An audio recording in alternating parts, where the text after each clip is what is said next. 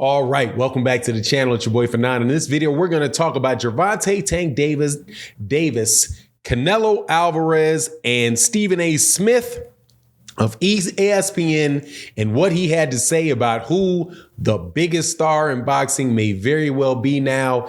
And hint, it ain't Canelo Alvarez. But let's talk about that in this video.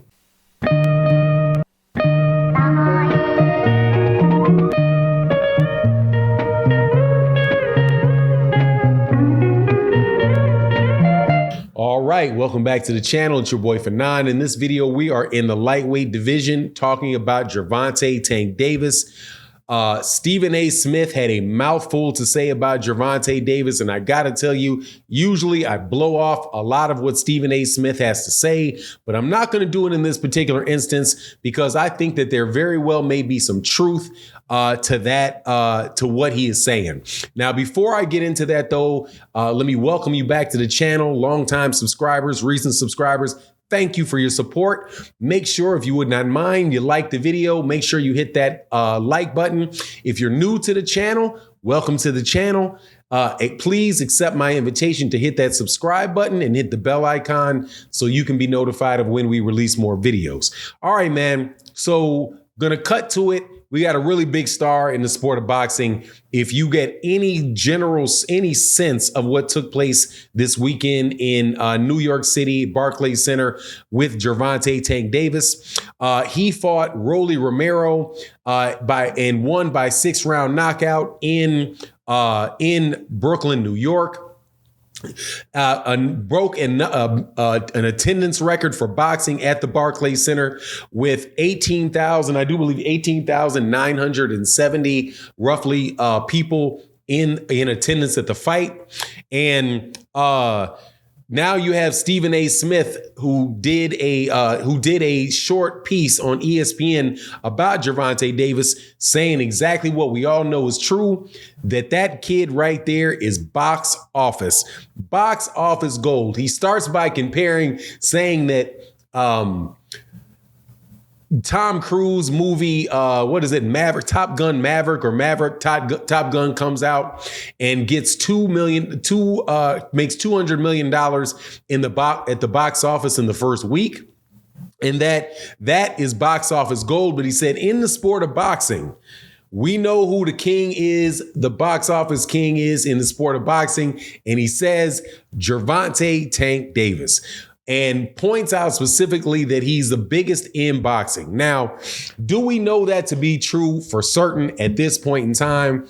No, we do not. However, I will tell you this, that the viral nature of the conversations around Gervonta Tank Davis, the fact that everybody from McDonough to NBA stars, NFL stars, actors, all of the top boxers in the world all attend this guy's fight, and he's able to deliver knockouts and sensational performances right when everybody's watching. I'm telling you, this dude is turning into the little Mike Tyson.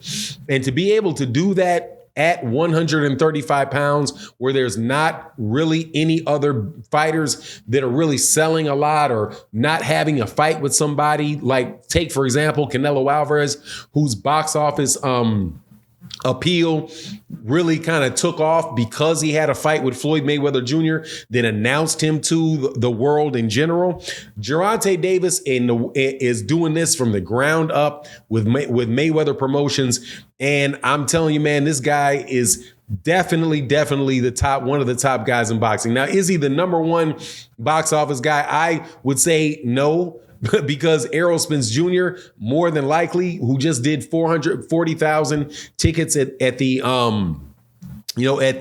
Dallas Stadium in his last fight, I do believe consistently gets higher pay-per-views, is more than likely still drawing more money than Gervonta Davis. Also, there's Canelo Alvarez, who is also in that situation as well. A very, very big ticket sale. But the problem with Canelo Alvarez is that Canelo Alvarez is sitting on an L, and Canelo Alvarez is not, Canelo Alvarez does not have an upward path as far as what he's doing. It seems to me that pretty much every fight every time Gervonta Davis comes out, he keeps getting bigger and bigger and bigger and bigger. His pay-per-views sell more each time. And I got to check the record on that, but I'm pretty sure they sell more pretty much every time that he does it. And look, man, this guy is somebody that really gets to say what he wants. I don't want to say that. He's in a situation where, you know, before long, he really is just going to totally eclipse everybody else in that weight class. And it brings me back to a situation where people talk about Gervonta and say, well, you know, who is Gervonta Davis going to fight? When is Gervonta Davis going to try to make a fight with this guy? When is Gervonta Davis going to try to make a fight with Lomachenko? When is he going to try to make a fight with Devin Haney or Ryan Garcia or George Kambosos? And I said this shortly after the fight, and I still maintain it. These guys are going to have to do something to get themselves in a position to get a fight with Gervonta Davis, because while this guy is clearly providing the entertainment that many boxing fans want to see. Otherwise, he would not be selling out these events. He wouldn't be selling out in Texas, in California, in Maryland, in New York. It wouldn't happen. I do believe he even sold out over there in the UK when he went over to fight, was it Liam Smith? Liam Walsh. He went over there to fight Liam Walsh. The Smith brothers and the Walsh brothers over there. Sometimes I miss it, but it's Liam Smith, Callum Smith, and Liam Walsh, and Liam Walsh's brother. So I do believe they also did that when he went over there to fight over there in the UK, right? Took it overseas and did very well over there. Man, now Stephen A. Smith saying that, you know, that he's the biggest draw in boxing. I don't believe that that's the case yet. However, if he keeps knocking people out and keeps doing these type of things more than, and Canelo Alvarez continues not fight anybody. Canelo Alvarez pay-per-views drop from 800,000 to 350,000. And then he goes off and he fights Gennady Golovkin, another fight that nobody else is interested in.